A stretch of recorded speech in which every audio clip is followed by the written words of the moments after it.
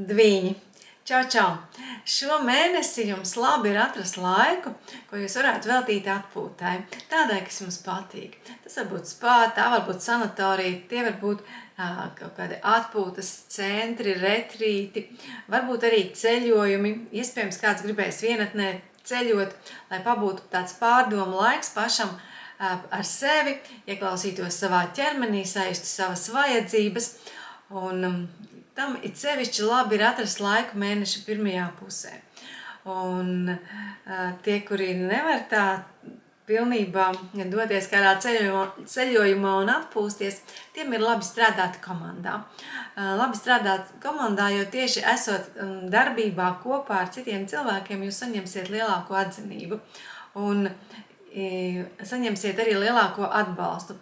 Šeit tie, kam ir personīgais bizness, var šajā mēnesī saņemt lielāku naudu no sava biznesa vai arī atrast kādu labvēli, mecenāta vai sponsoru kādu savu projektu īstenošanai.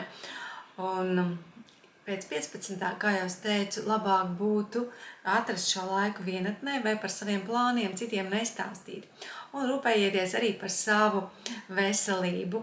Un tie, kuri jūt, ka viņiem ir tendence slīgt pagātnes ainās vai kaut kādas domas visu laiku atgriežas un ved grūtsirdībām, tiem vajadzētu sevi apturēt, atkal mācīties kādu tehniku, jo, kad es sev pasaku stop, doma ienāca, viņa tur ir uz īsu brīdi un tālāk jau katrs cilvēks pats viņu var tātad uzvilkt, risināt, nelaist vaļā un dzīvot kā nepatīkamās sajūtās. Tādas sajūtas jums šajā mēnesī var būt, jūs vienkārši apturiet.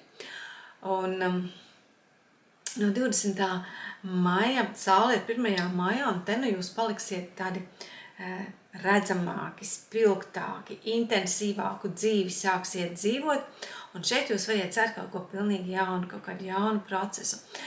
Šeit, ja gribat arī uzzināt savu personīgo astroloģisko gadu, varat pasūtināt tātad gada prognozes un uzzināt, kā jums labāk kaut ko atrisināt, vai uz kuru pusi virzīties, vai kas jūs sagaida. Tātad lielus veiksmīgus projektus varat sākt. Un līdz 23. Venēra būs jūsu 12. mājā. Un var piemeklēt šajā mēnesī kāda mīlestība, ko mēs sauc par platonisku, ka mēs mīlam kādu cilvēku emocionāli. Un varbūt kādam tā būs slēpjama mīlestība vai mīlestība, par kuru negribēsies nevienam stāstīt, tādas jūtas, ko gribas paturēt tikai sev.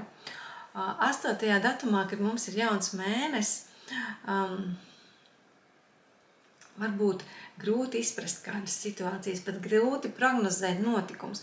Un tad es jums ieteiktu vienkārši ļauties situācijai un šajā periodā precizēt savus plānus īsākam laika periodam. Piemēram, tikai rītam vai tikai kādām pāris stundām.